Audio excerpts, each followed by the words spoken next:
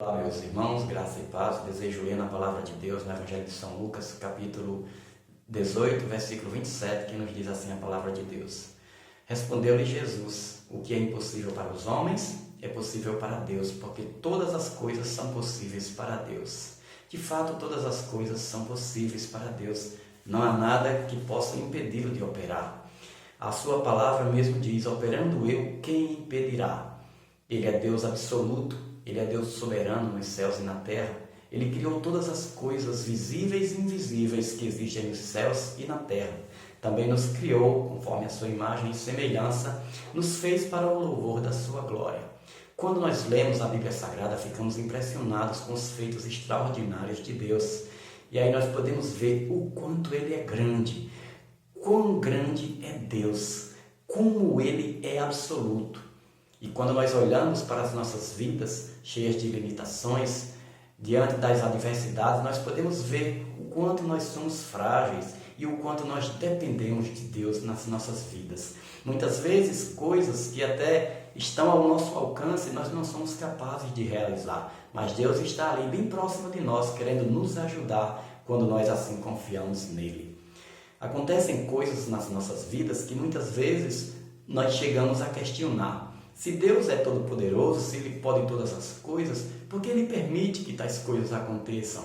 Muitas pessoas chegam até a questionar: se Deus pode todas as coisas, se nada é impossível para Ele, por que Ele não cura aqueles que estão enfermos? Por que Ele não resolve essas coisas? Olha, meus irmãos, Deus pode fazer todas as coisas. Ele pode curar qualquer enfermidade, Ele pode nos livrar de qualquer adversidade, mas muitas vezes Ele não nos livra, Ele permite que tais coisas aconteçam, mas Ele está ali conosco, nos acompanhando. Nós temos vários exemplos na Bíblia Sagrada de servos fiéis de Deus, que Deus permitiu que eles passassem por aflições, mas o Senhor esteve ali com eles para manifestar a sua glória e o seu poder. Muito conhecido esse texto que nós encontramos na Bíblia Sagrada, na palavra do Senhor, que aconteceu lá em Babilônia. O rei Nabucodonosor, o rei de Babilônia, erigiu uma estátua muito grande, uma estátua que o seu comprimento era de 60 côvados e a sua largura eram 6 côvados. E ele convocou todos os grandes do seu reino e ordenou que todas as pessoas fossem trazidas ali, fossem convocadas para estarem ali para a consagração daquela estátua. E ele ordenou que fossem tocados os instrumentos. E a ordem era que, ao ouvirem o som de cada instrumento, após serem tocados, todos deveriam se curvarem e adorarem aquela estátua de ouro que ele havia erigido naquele lugar. Mas, para a surpresa e desagrado do rei, foi chegado ao seu conhecimento que haviam 3 homens ali, cativos de Judá, que não se prostraram, que não se curvaram diante daquela estátua para adorá-la como as demais pessoas que estavam ali. E ele, com muita raiva, mandou chamar a sua presença e lhes perguntou por que eles não obedeceram a sua ordem, não se curvaram e não adoraram a sua estátua. E eles disseram que adoravam somente o Deus de Israel e não se curvavam diante de outro ser, a não ser o Deus de Israel. Mas o rei aumentou mais ainda a sua raiva. Ele ordenou que fosse aquecida a fornalha de fogo 7 vezes mais. E disse àqueles 3 homens, Sadraque, Mesaque e Abdenego: se vocês não adorarem, não se curvarem diante da estátua quando ouvirem o som dos instrumentos, vocês serão lançados na fornalha de fogo. E assim tocaram os instrumentos e toda aquela multidão se curvou diante daquela estátua. Porém, Sadraque, Mesaque e Abdenego permaneceram firmes no seu propósito. E eles já haviam dito ao rei: olha, rei, se o nosso Deus quiser nos livrar, Ele tem poder para nos livrar. Todavia, se Ele não quiser nos livrar, saiba, ó rei, meu senhor, que nós não nos curvaremos diante da estátua e nem adoraremos. Então, quando tocou os instrumentos, eles permaneceram de pé e não se curvaram. Então o rei irou-se sobremaneira e mandou que amarrassem eles de pés e mãos e lançassem naquela fornalha que fora aquecida 7 vezes mais. E a Bíblia diz que a fornalha estava tão aquecida que os homens que pegaram Sadraque, Mesaque e Abdenego para lançar na fornalha, quando se aproximaram da fornalha, foram consumidos pelas chamas. E o rei, curioso, aproximou-se da fornalha para ver a situação daqueles 3 homens que haviam sido lançados dentro da fornalha. Certamente ele imaginava que eles já estavam acabando de ser consumidos pelas chamas do fogo. Mas, para sua surpresa, ele viu que os homens passeavam no meio do fogo. E ele ficou mais impressionado porque ele mandou lançar 3 homens e ele avistava 4 homens dentro da fornalha.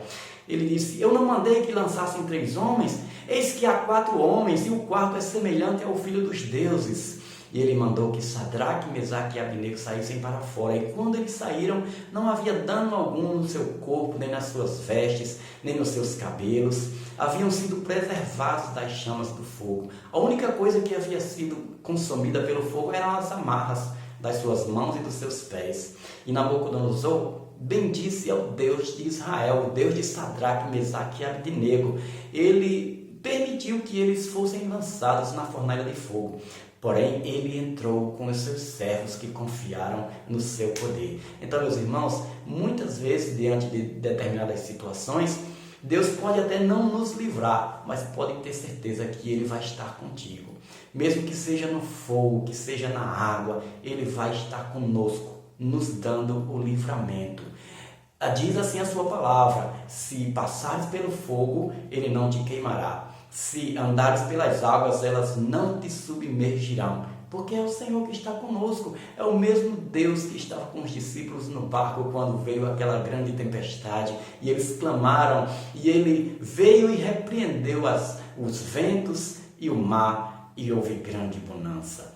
Nós estamos agora diante de uma situação de sobremodo avassaladora. Que ela não tem afetado as pessoas somente na questão da saúde. Ela tem afetado até mesmo por causa da economia. Nós já podemos ver os seus efeitos que têm chegado, de uma certa maneira, eles já estão nos alcançando.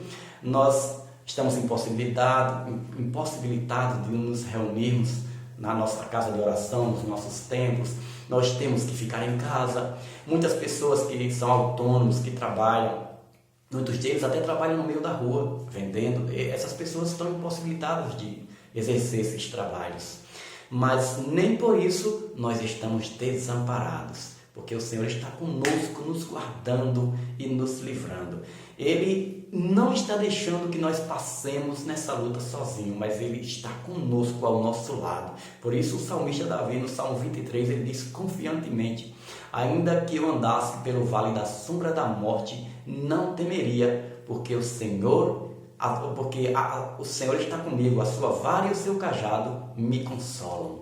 Ele é o Deus de Jacó, Ele é o nosso refúgio e a nossa fortaleza. Ele é o nosso socorro bem presente, pelo que nós não temeremos. Então vamos continuar confiando em Deus, não vamos jamais desanimar, porque é Ele, o Deus Todo-Poderoso, o Deus que pode todas as coisas, que vai estar lutando ao nosso lado. Esta luta não é nossa, essa luta é do Senhor e é Ele quem está vencendo para cada um de nós. Amém?